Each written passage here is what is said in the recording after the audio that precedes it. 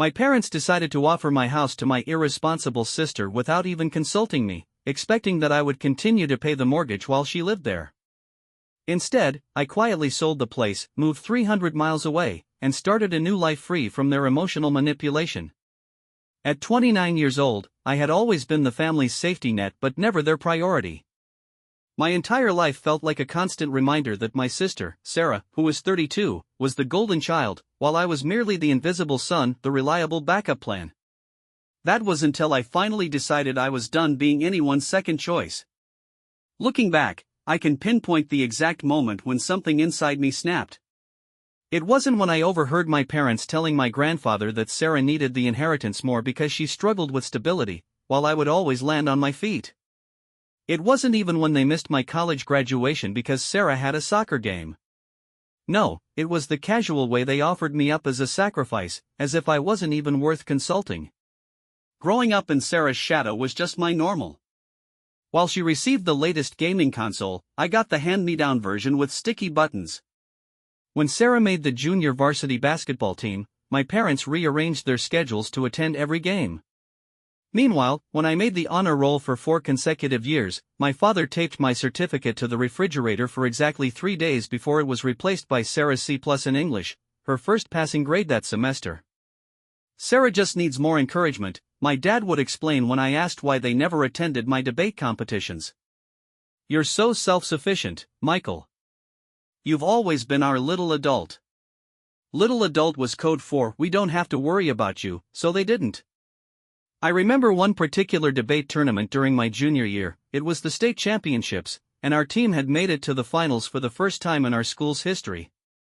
I was the lead debater, having spent months researching international trade policies and practicing my rebuttals late into the night. The night before the competition, I casually mentioned it over dinner. "That's nice, son," my mom said, not looking up from her phone. "What time do you need to be there?" 7:30, I replied. "But I can catch a ride with Coach Thompson if you're busy." My parents exchanged glances.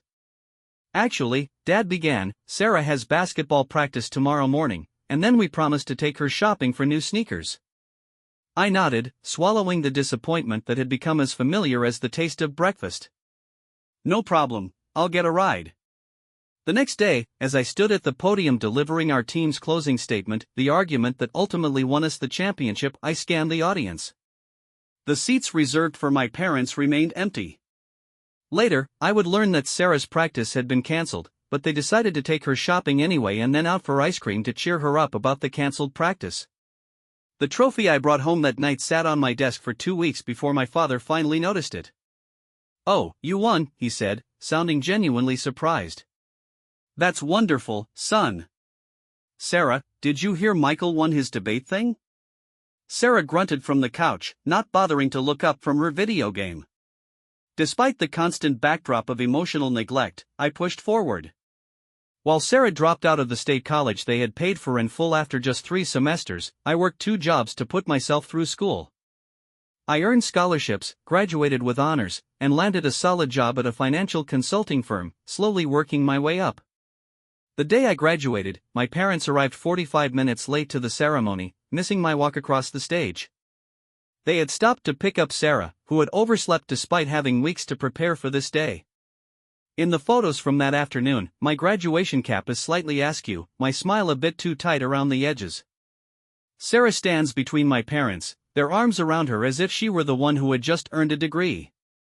By the time I was 27, I had saved enough for a down payment on a modest 3-bedroom house in a decent neighborhood. Nothing fancy, but it was mine. Every mortgage payment, every repair, every piece of furniture was all earned through my own hard work, no family loans, no parental co-signers, just me. The day I closed on the house, I invited my family over for a small celebration. I had spent days cleaning, painting, and arranging my sparse furniture to make the place look as homey as possible. I splurged on a bottle of champagne and ordered a cake with "Home Sweet Home" written in blue icing. They arrived 2 hours late.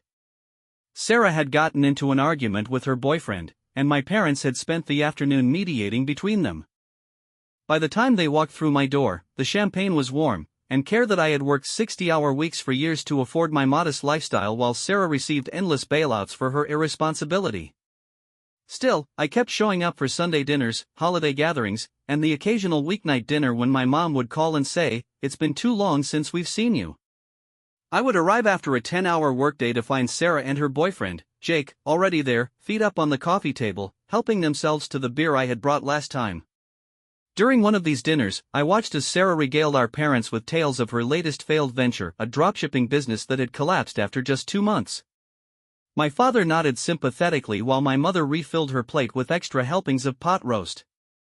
No one asked about my recent promotion or the award I had received at work the previous week. Later, as I helped my father with the dishes, he said, "Your sister really tries, you know. Not everyone can be as naturally successful as you." I bit my tongue until I tasted blood. Then came the dinner that changed everything. I arrived at my parents' house on a Thursday evening in October, exhausted after closing a major account at work. The smell of my mom's lasagna filled the house, my favorite, which should have been my first clue that something was up. Sarah's car was in the driveway, along with Jake's flashy BMW that they definitely couldn't afford. As I stepped through the front door, my mother rushed to take my coat, another warning sign. She never fussed over me this way unless she wanted something. The dinner started normally enough, with Sarah dominating the conversation, sharing her latest business idea about house flipping because apparently, watching HGTV had made her an expert. Jake showed off his new watch, which probably cost more than my monthly mortgage payment. My parents nodded enthusiastically at everything they said. I noticed my mother refilling my wine glass more frequently than usual, her smile a bit too bright, her laugh a bit too loud. My father kept clearing his throat, avoiding direct eye contact. I was halfway through my second glass of wine when my mother cleared her throat. "So, we've been talking," she began, glancing at my father for support, "about Sarah and Jake's situation." My stomach clenched. Here it comes, I thought, another loan request. I mentally reviewed my bank balance, calculating how much I could spare without dipping into my emergency fund. "They've been having such a hard time since the landlord raised their rent," my mother continued, and the clenching in my stomach intensified. This wasn't about a loan, this was about something bigger. And with the baby coming. Wait, baby? This was news to me. Jake hadn't mentioned Sarah being pregnant. "So, we figured out a solution," my mother finished, her voice breezy and light. "They'll be moving into your house next month. You can take the smaller bedroom or move back in with us temporarily." The fork froze halfway to my mouth. My stomach plummeted like I had just hit the first drop on a roller coaster. I looked around the table, waiting for someone to say they were joking. No one was laughing. "My house?" I finally managed. "It makes perfect sense," my father jumped in. "Your place has 3 bedrooms. You don't need all that space for just yourself." Plus, Jake added, already scrolling through his phone, "I found the perfect nursery furniture set that would fit perfectly in that front bedroom with the bay window." My bay window. In my house that I paid for. "This way, you won't have to worry about maintaining such a big place all by yourself," my mother said, reaching over to pat my hand. "It's really the most practical solution." They weren't asking, they were telling. They had made this decision without me, as if my home, the one I had worked 60-hour weeks to afford, was community property, as if I were community property. I looked at my father, searching for any sign that he recognized the absurdity of what they were proposing. His eyes were fixed on his plate. "What about my mortgage?" I asked, fighting to keep my voice steady. "It's in my name." "Oh, we thought you could keep paying it," my mother replied, as if this was the most reasonable arrangement in the world. "After all, you're doing so well at work, and Sarah and Jake will need to save for the baby." I felt something shift inside me, a tectonic plate sliding into a new position. In that moment, something inside me finally snapped, the last thread of obligation severed clean. I forced a smile. "Sure, that makes sense. When were you thinking they'd move in?" The relief around the table was palpable. My mother's shoulders relaxed, my father nodded approvingly, and Sarah and Jake exchanged victorious glances. "We were thinking the first of the month," Sarah said.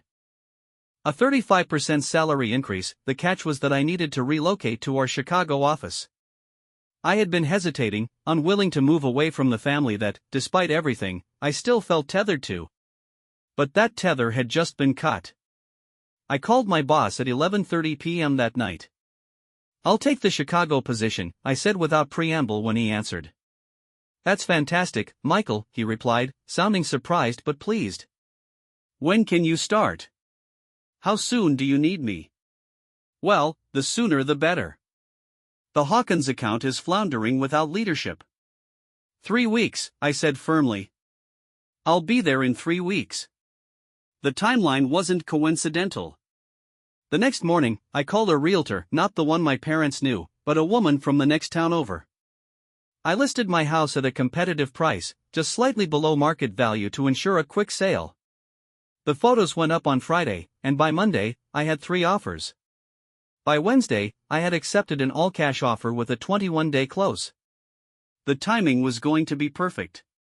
That evening, I sat alone on my patio, nursing a glass of whiskey and watching the sunset cast long shadows across my garden, a garden I had planted myself, nurturing each tomato plant and herb through summer droughts and early frosts.